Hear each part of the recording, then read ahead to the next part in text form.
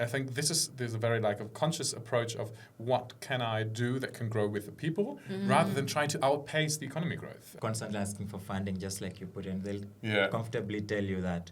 But then where should the money come from? Yeah, we're always doing small things to get some KPIs.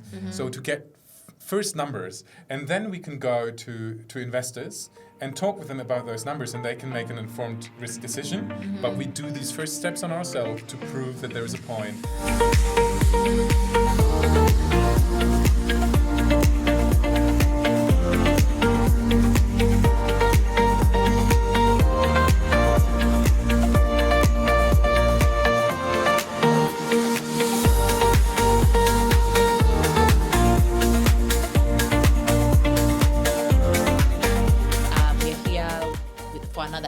My name is Mihaki Maina, and today I am joined by two special guests. So I'll allow them to start by introducing themselves, and then we'll get to the conversation for today.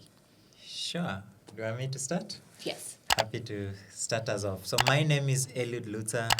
I am a founder. I've founded a tech for good business called Innobid, but I also work in the development space as an innovation consultant. My name is Moritz. I am a former entrepreneur, Moritz Mey, and I'm from Germany. But now I'm a researcher, and I research conditions for sustainable entrepreneurship in East Africa. I'm very happy that you have me here. Thank you so much for joining us, Moritz. Eliud will be supporting me also as a co-host today, so we'll be back and forthing the conversation. And I wanted just to quickly, even just before we get to the nitty-gritties of the research, Moritz, could you just tell us how did you end up doing research? How did you end up being passionate about doing entrepreneurship research? That's a good question. Yeah. I was, as I said, I was an entrepreneur before. I founded a company that didn't work out, as the good first company doesn't work out, right? And then I worked for some startups in Germany, in Spain, and I was a marketer, and I kind of felt that this was not the end of the line for me. So I loved teaching. I taught classes in entrepreneurship whilst I was working for the startups. And I always thought, how do I get back into uni? And then after I quit my last job, I reached out to a few universities. And then this one university, the one professor in Bonn, got back to me and was like, oh, this is a great fit. And I had done some research in my master's before. And she's an entrepreneurship professor. I have the practical background. So, I ended up getting the job in Bonn and getting the chance to do my PhD there. Yeah. And then how it came to be East Africa, that is some chance involved. There is actually a recent publication that is called Are We the Weird Ones? That was published in 2025 in one of the major research journals. And it says that around 86% of the papers are done with Western samples. So the entrepreneurs, the findings that we have are around Western entrepreneurs. And WEIRD stands for Western, Educated, Industrialized, Rich and Democratic. So the WEIRD research is dominating the research sphere. And I was writing a proposal on WEIRD research. And my professor sent me the paper and I was like, I think I might need to do something different. And then she was in Nairobi, so that more or less by chance set my scope to East Africa, and I'm very happy I did. Awesome. Thank you. Love that. Yeah. It's interesting. You said WEIRD research? WEIRD research. Yeah. That's super interesting. It's true that actually the entrepreneurship scene in Africa, in East Africa and Africa by extension actually is underexplored. And I think there's so many struggles that people who are building here are going through, but they actually don't have a place to go and be like, has someone documented insights that I could make use of? That's why I really, very much respect the work you're doing, but I'm also just one of those people that I'm curiously looking forward to the outcomes. I think could just change the scene. I'm also looking forward. I know. You'll also be equally surprised with your insights. 100%. Because also I think something that you've mentioned that stuck by me also as someone who's deep dived also into entrepreneurship research in Africa, the fact that I think a lot of frameworks that we use here are very Western. And I know Nairobi is also referred to the Silicon Valley. Even the name Silicon Valley. It just already stipulates that. And maybe just a follow-up would be, what do you think is the implication of that also? Like, what is the implication of basing a lot of everything that happens in our ecosystem. On the weird framework. Yes. I think that leads to some misunderstandings and misconceptions of the market. I had many founders tell me in the interviews I did 46 local founders, 63 interviews in total, founders from Kenya, Tanzania, Rwanda, and Uganda. Many told me about the challenge of adapting these ideas, and I think it's when you look at the frameworks that you get from Western markets and you just try to implement them here, you will miss out on listening to the people, and miss out on listening to local demands, because you think, well, that works there, or this is what we want to try. And I think this it has a big tail, because it's donors having their way of thinking. And I have to admit, when I started the research and I've heard some stories, I was like, I listened to that and I never had learned about East Africa or the continent in general before. So I was still very much having my Western glasses on, which is also why I ran the interviews. And then I looked at some stuff and it's like, this is weird how they do things here. It's, I told you the anecdote already. I think the smallest thing that really frustrated me in the beginning is the way of scheduling, right? It's these tiny things already. I schedule 4 weeks in advance. I send out an invite 4 weeks in advance. I don't talk to you for 4 weeks anymore. And then in 4 weeks, we have at 8 o'clock in the morning, we have our call. We both jump on it. Maybe you're 5 minutes late, but then we don't talk within the 4 weeks. And I tried that with founders here. You can guess how many times I've sat in the call alone. Founders ghosted you. I've even got a ratio. It's about 15%. But it was 50 in the beginning because I didn't know how to go about it. And then because I don't know the local, I was adapting my Western framework even in this very personal setting. I was like, oh gosh, how can you even work together? Right?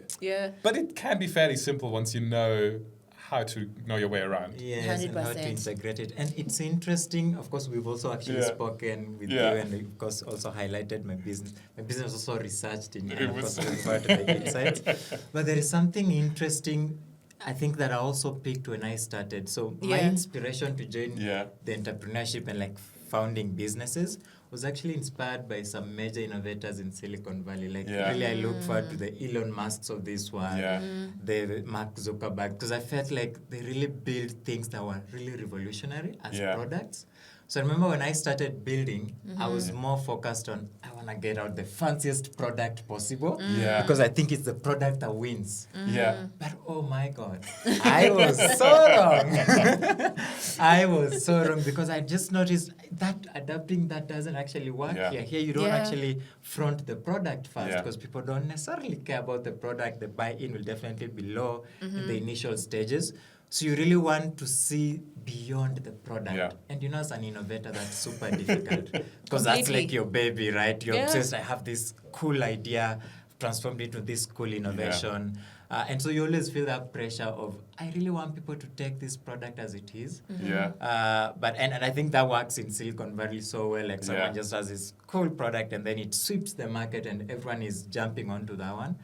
But I think here it's not about the product, man. It's more around the ecosystem, the clusters, who is building what and who do you want to bring together. And even the approach is not like someone will just discover your product online and jump on it. You have to welcome them to our workshop, have tea with them first before they're like, okay, now I think you've cared about me enough that I want to sign up on your product. Super different. It's true. I think one of the things I saw is entrepreneurship here is community-based. And this is, community plays a very different role. And I didn't know what community meant. And so my first question in my first interview was like, and what is the role of community for you? And then people were like, what do you mean? What do you mean? Are you asking that? And it's like, just tell me what you think.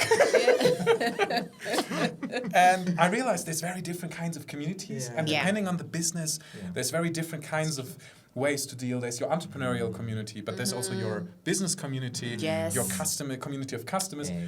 And if you're a physical business, your local community. And they all need to be dealt with differently and way more intensively than what I know from my home country. And I think the way entrepreneurship is thought here is also more about there's more of a general approach. which has some advantages and some disadvantages. People try to, many entrepreneurs, especially in the early stage I spoke to, try to build the whole ecosystem. They try to solve all the community problems at once because they want to solve for community. And this kind of takes focus away because in the end, I think it needs one problem to solve. This is the general entrepreneurship thing. Right? That's one problem to solve, one narrow thing. But because people are so community focused, they see, we've got to do that and that and that to help the people. And I think this is what's so heartwarming for me because I loved that in the interviews. But in the end, I recently, one of my last interviews, they have built social enterprise serving meals in hospitals, and they have the whole ecosystem now. So they do farm to plate, but that's not how they started. They started serving meals to hospitals. They cooked the meals in their kitchen, they bought the ingredients, cooked the meals, started small, and then they've built step by step on what they needed. But it was always about serving the product first, and then building the infrastructure. Once one thing works, you can build everything around it. And many people try to, in the beginning, they try to solve everything at once because there's so many things you can do. That's interesting. And I think probably just to build on what you've said, because a lot, especially for social entrepreneurs, that's very, very true. And I think it's something we've observed also working here. Like there's a lot of connection towards the community. A lot of these founders, even the motivation and the intent for starting their businesses, it's things they've observed in their own communities. And I'm curious to really find out, is that very different from where you come from? Because maybe... I think this is the way it should be, right? Because you observe something, you see a problem, and then you solve it. And I think this is the path. This is what I realized. This is the commonality of entrepreneurship.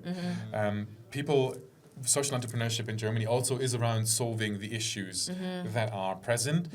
But I think they are of different nature. So we have a more... The impact thinking can be more complex if a job created is not impact. Here, I came in with, I'm going to look for impact entrepreneurship. And there's this impact framework, which has measurability, additionality, intentionality, and profitability. So my first interview question was what is your intention? How do you measure that? What's your additionality? And how do you make profit? And in the first interview, I realized, this is not the question I can... People do that. But the additionality is, I've created new jobs. And these jobs, if they pay well, this is impact. And this is on a different... We have different impact measurements in Germany. And as people are focused on community, they will not think about it maybe the same way. They will not think about it in these hard numbers. And social entrepreneurs in Germany also not always do that. This is from impact investors. This is, But so I think there is commonalities. And I've observed very cool ways to achieve the impact. I had one interview with a person, he called himself a social entrepreneur everywhere on his LinkedIn. And then we were running the interview, and he's running an agency for sports business. It's like, how is that? Wait, is that social? A social enterprise? It's like, well, let's continue with and then it's what's the role for community for you? So again, my off and weird question is community is very crucial for us. We go into the communities and we support the people on the ground. We give them support. So they do completely different business, but then they connect that with these communities. And he's learned, or he knows that communicating himself as a social entrepreneur will also attract some eyeballs. But it's for him that was the sure thing to do. So he's doing his business, but it's sure that he's looking to help people get into sports. So he wants to foster people to become athletes, to enter new go to new sports markets if they're successful. But he starts at these small communities that need help. And I spoke to other entrepreneurs who don't call themselves social, but they. When I talked about, so what's the role of community? How do you... Of course, we invest. If someone asks if the community, my local community, the government, municipality asks me to renovate something, I'm going to do that. I'm just going to put money down. That's interesting. And I was like, you don't need to have the social label necessarily. And impact creation has many shades and many different colors here. It's interesting. Recently, during the Africa Tech Summit that I attended, there was a day zero where we were basically talking to investors, and actually that particular point came up. One investor, of course, she was an impact investor, but she said for most founders building in Africa, every business they're building is for impact. Yeah. So as long as you're within the continent, you're definitely building for impact. Yeah. And again, the rationale was, and I think also speaks to that point of some entrepreneurs doing way more than just being too general, like you said. It's because you set out to, for example, we set out to automate tenders, right? Yeah. Make tenders accessible. But then we realize, these customers, when they access the tenders, it doesn't help them much if they are not prepared to unlock the most value from that tender. So then you're like, okay, so maybe I'll do the tender automation still, but now I need now to build their financial readiness. So help them put records in place. Then you realize, okay, so you've put the records in place, they've got the tender, but they don't have the money to execute the tender. So you're like, now I have to now figure out how I connect them to financing to access that. And I feel like speaking as a founder and as an entrepreneur, you always constantly feel the pressure and the responsibility to do all that. And I'm like, maybe we don't necessarily have to. It doesn't have to be your responsibility to do all that. Figure out a way in which maybe you could invite others, just identify the issue. Yes, you're like, for my solution to work, this needs to happen. But maybe it doesn't have to be your responsibility to do it. Someone else who can do it much better. Can do, then you focus on what you actually do best. This nails one of my observations of still not a finding, not in a scientific sense, right? It's still anecdotal. But so I've interviewed people from pre-revenue to something like $2 million in revenue per year. And what I've realized is exactly what you said, that all feel this pressure of doing everything. Like, there's nothing. All feel this pressure. But the ones that grew larger, they found ways to deal with this pressure in a way that doesn't harm their business. So in the beginning, you feel like, I need to build this, I need to build this, I need to build this. And then, of course, I had one entrepreneur who's actually quite successfully said you cannot focus too much as an entrepreneur. You have to have a slight sense of defocus to build the things. But I think this is, it can work, but it's dangerous because once you build everything, you build nothing. That's true. And That's true. I've seen lots of partnerships. I think this is the crucial, partnerships work. So I think when you feel something is missing, there could be a partner who's doing whatever you're looking for. The other thing is then building step by step and focusing on what is maybe in a capsule service, what is in a capsule delivery of a product that can already do something within itself? Is there something that already works without building? Without reinventing the wheel altogether. And I think that's so important. And, extremely. But I think the biggest challenge sometimes has been how do we communicate to each other? Right? How do I know that you're building something amazing somewhere else that I could leverage on? Because I think we may not have some really concrete systems and structures of that communication. So you end up building and then you meet in a summit and you're like, wait, this is what I'm building and I haven't heard about it and all that. So I think also there's definitely not from an infrastructure perspective, but also just at a system level, all the actors, we really need to figure out a way of like communicating this because that will actually reduce the cost of building and definitely even boost the impact at the end of the day. In the carbon space, there are a few organizations facilitating that. So I've seen that usually people are putting accelerators together. These accelerators are widespread. There's all kinds of topics in there. And then the people build WhatsApp groups. They support each other, send calls, and this was kind of the standard thing. In the carbon space, there is an association here in Kenya that connects the different players. And so startups actually connect through this association, which is interestingly not an entrepreneurial ecosystem player, but it's an industry player.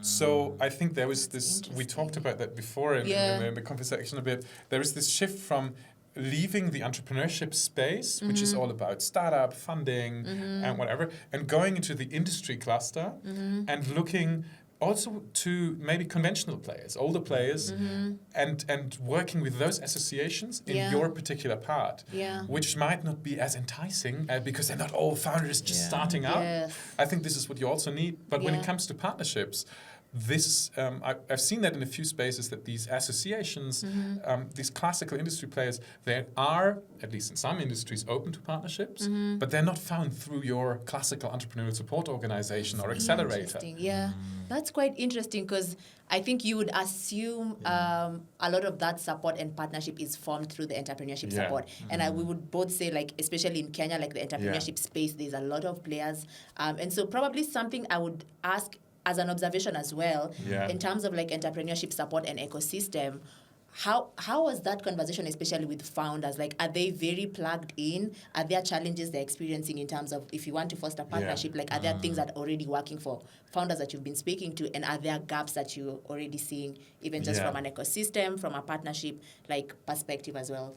I mean, the classical thing, I think in every conversation, finance popped up. That's, people are, the quote, founders are over-mentored and underfunded. Yeah. I mean, it's of course. And it's true, the financial infrastructure is one, on the one side, very different. It's donor-driven here. So I think this is a gap, but it's a gap that is not just there because there's not enough money. I mean, people say there is money in East Africa, but it's just not investing in startups, which is true. So I've met organizations that are teaching people how to become angel investors. But there's also another thing, that is there's no exit market for many of these companies.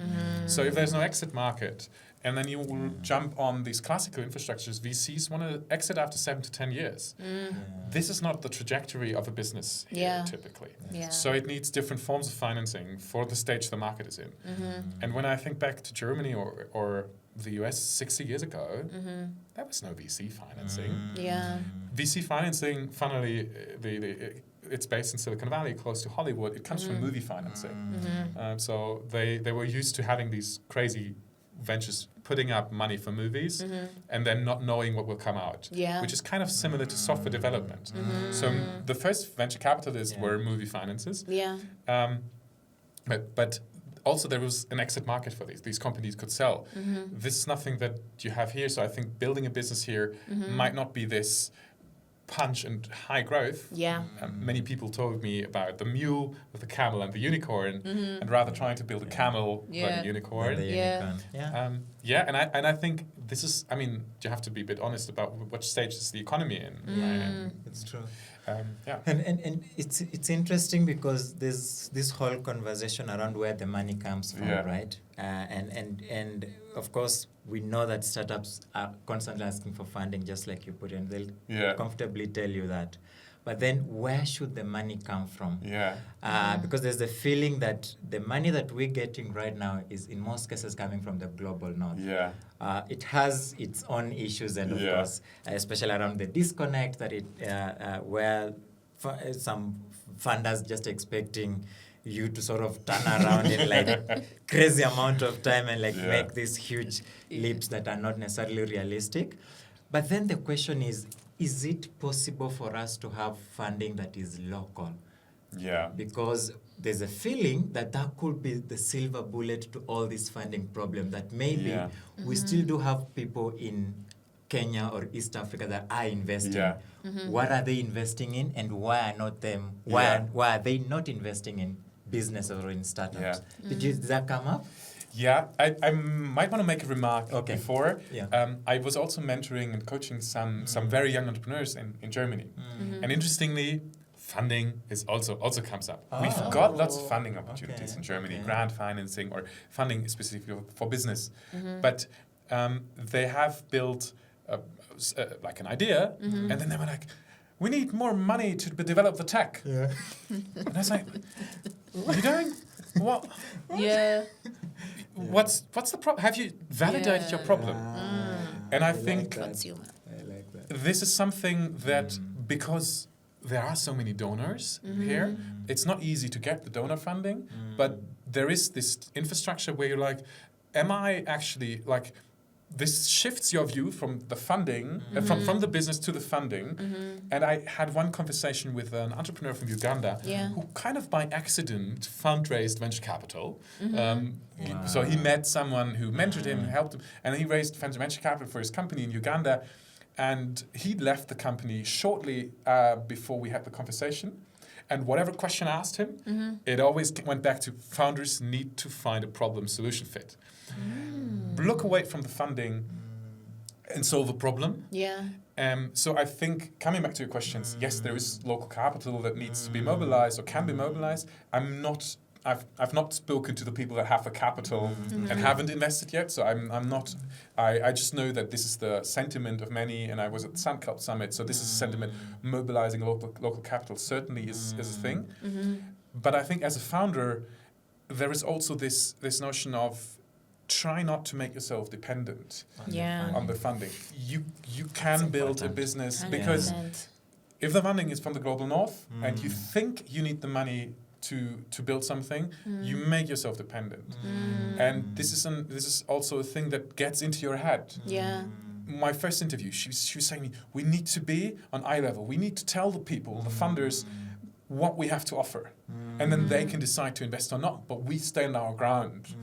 And I think this is crucial, because then you still focus on your business and solving the problem you want to solve. That's so critical. And I think I also tell founders, because I also mentor a few young founders within the Yale community, and I usually tell them, if you can delay fundraising, that is how you do your business. Like, really delay fundraising as much as possible, because if you get this funding earlier on in the early stage, you won't have a business anymore, because all this funding is coming with its own... It's like a bubble. Yes. It's like a bubble completely. And I think we talk about it every single time, because I constantly think, especially when you look at SMEs and startups, they function very differently.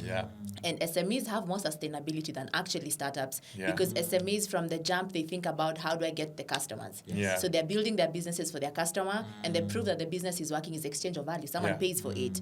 But I think startup ecosystem has, of course, that notion around, it's like fundraising. It's almost like pushes founders away from actually building a business, like just run a business, build a business. And I think you've mentioned something quite interesting, which, as someone who's passionate about research, like, I'm curious to know, like, what's the role of research? Like, is it important for us to really invest more in research and uncovering some of these things? Do you think it's an important contribution also to the ecosystem at large?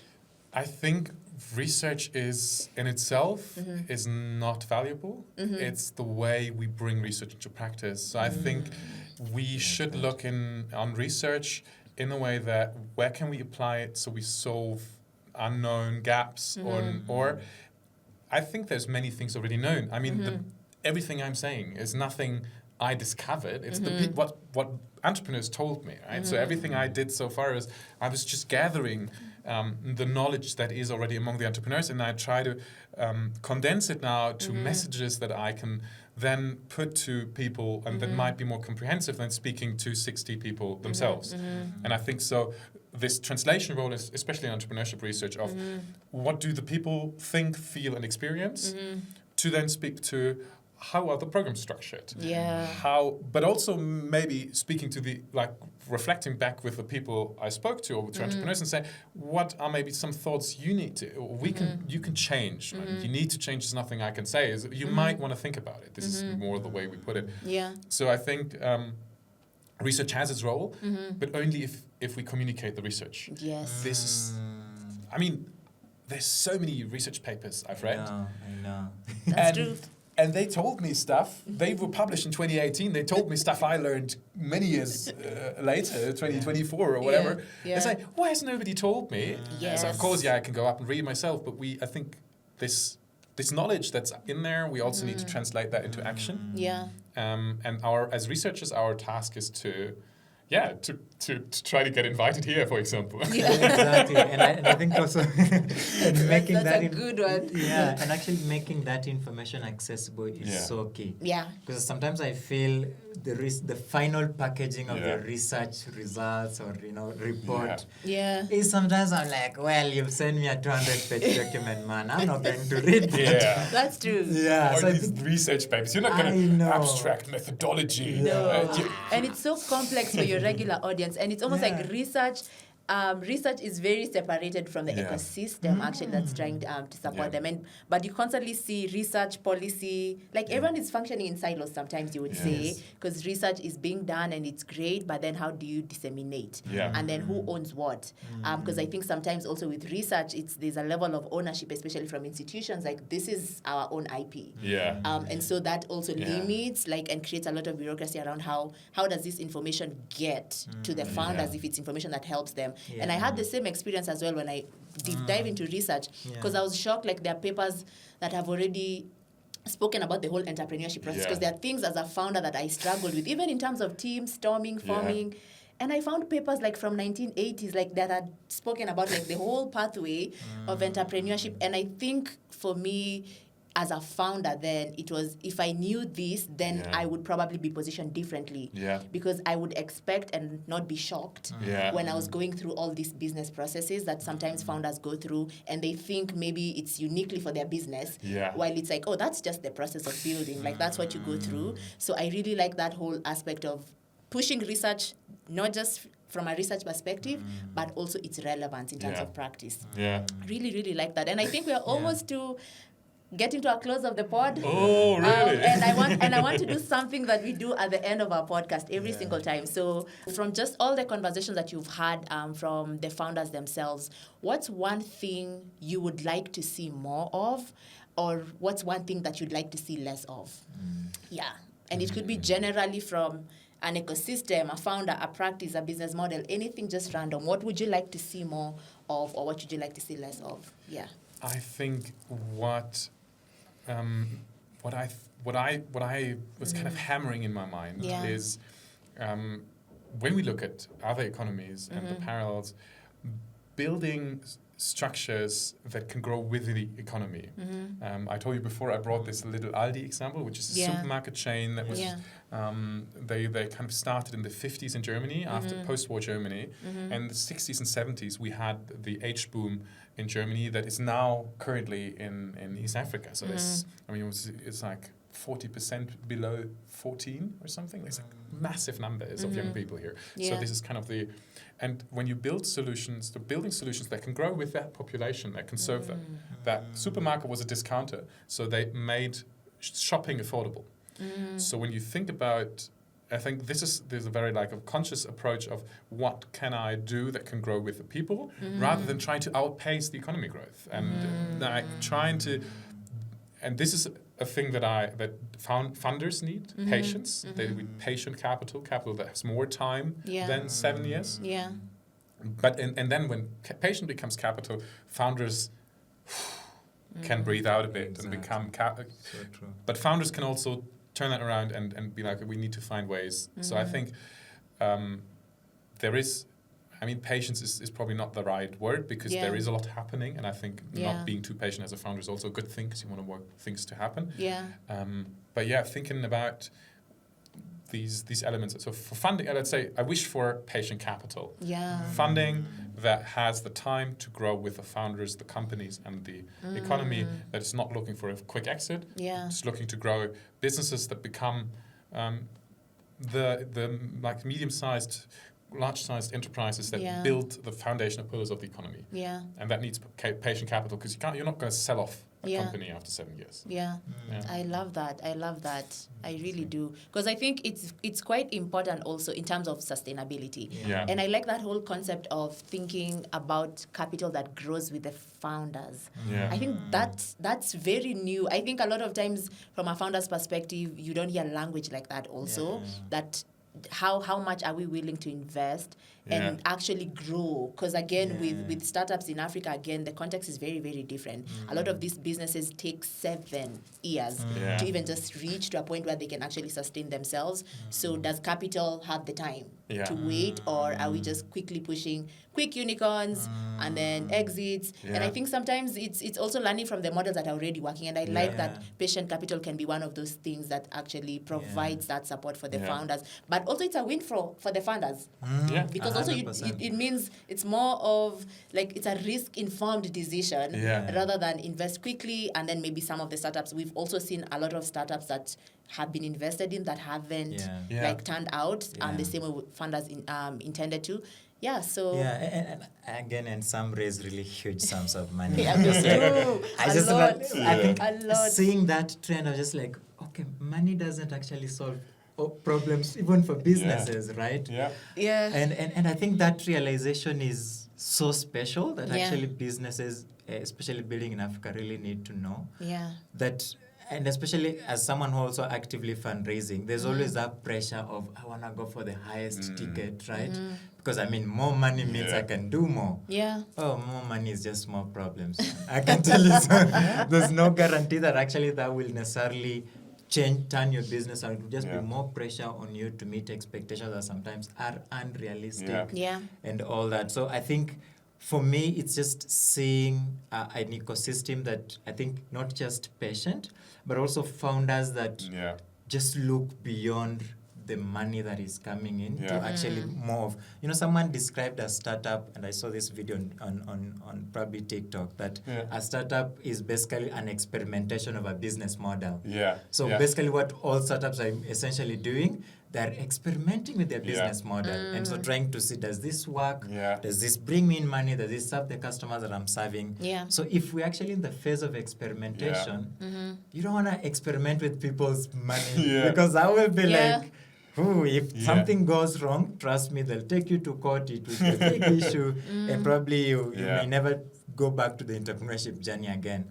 But I think if you have full control and you have less sort of influence from outside, then you can probably experiment more and hopefully then optimize what works. I had one founder who said, we're always doing small things to get some KPIs. So to get first numbers, and then we can go to investors and talk with them about those numbers, and they can make an informed risk decision. But we do these first steps on ourselves to prove that there is a point. I mean, this is classical lean startup, but it's very, very crucial if you go this experimental phase, and taking too much money in, maybe you can't pivot anymore because you've promised someone that for their $500,000 they've put in, you're going to do that. What if it doesn't work? Are you gonna burn down the money, or? And then I think the other thing is sometimes business models don't need to be so crazily reinvented. Some business models can be very simple. Right? You can, and there is potential. And I think this is when you look at the growth of the economy, there is potential for very simple business models. I was in Egypt. There is a supermarket chain that's called Gourmet that has IPO'd recently. It's a supermarket chain. What have they done? They've done high-class supermarket products, partly from imported. And I was in there with an Egyptian friend, and it was, I walked through there, and it's like, this is basically like Rewe, high-class supermarkets. They just done quality products for the growing upper and middle class. Simple business model. Difficult in operations, so other difficulties, cash flow, like there's other challenges, but the business model is simple. In Colombia, there was, I think it's called De Uno.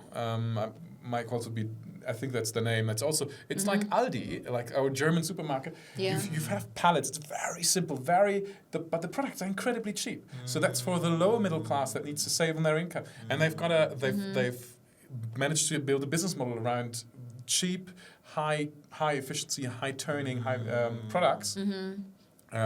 Or another chain called Tostado, which is like a coffee chain. And all these models, they work because they grow with the population. Exactly. But I think it needs both. Not to, like, I think it needs innovation. Definitely. I mean, there definitely has to be someone also pushing the buy. What can we do, reimagining what a new future could look like.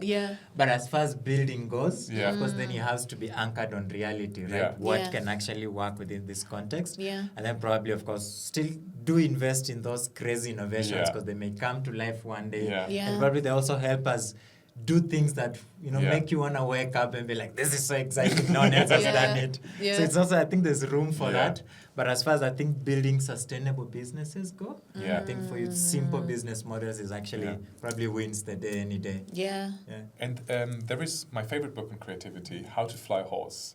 It's the guy who's called to have invented IoT, and he says creativity and crazy ideas are also a step-by-step approach.